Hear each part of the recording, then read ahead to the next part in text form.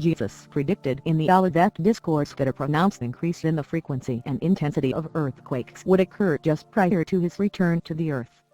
Now if you live in the Pacific Northwest, you might want to consider moving after seeing the new scientific report which predicts that a mega-earthquake will kill thousands and destroy a sizable portion of the Pacific Northwest.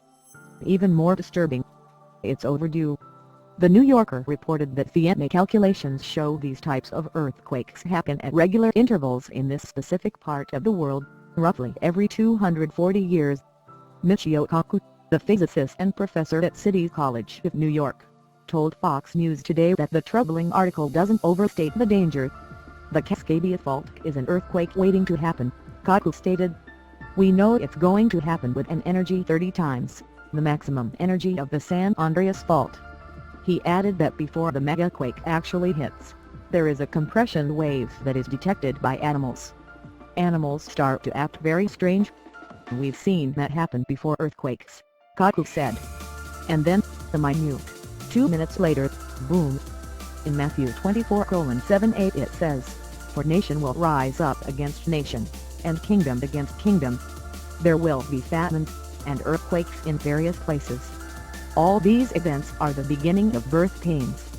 In the deeply reported article for The New Yorker, Catherine Schultz tells the tale of how this fault lies dormant for periods of 243 years, on average, before unleashing monstrous tremors. The Pacific Northwest is 72 years overdue for the next quake, which is expected to be between 8.0 and 9.2 in magnitude. At the upper end of that scale, Schultz notes, we would experience the worst natural disaster in the history of North America. The major 2011 earthquake in Japan was a 9.0, killing more than 15,000 people. The Federal Emergency Management Agency FEMA already has an emergency response plan for when this earthquake hits. Parts of FEMA's quake expectations are truly terrifying. As Schultz writes, FEMA projects that nearly 13,000 people will die in the Cascadia earthquake and tsunami. Another 27,000 will be injured, and the agency expects that it will need to provide shelter for 1 million displaced people, and food and water for another 2.5 million. When the quake does occur, its severe effects and the impacts of the following tsunami, it will look like the whole ocean, elevated, overtaking land, will be felt all the way from Canada to Sacramento, in densely populated cities like Seattle and Portland.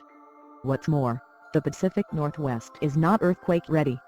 Buildings aren't retrofitted properly and there aren't many effective emergency warning systems or escape plans in place. The aftermath will be devastating. Schultz writes, by the time the shaking has ceased and the tsunami has receded, the region will be unrecognizable. Kenneth Murphy, who directs FEMA's Region X, the division responsible for Oregon, Washington, Idaho, and Alaska, says, our operating assumption is that everything west of Interstate 5 will be toast. Oregon legislators requested the study so they could better inform themselves about what needs to be done to prepare and recover from such a giant natural disaster. The report says that geologically, Oregon and Japan are mirror images.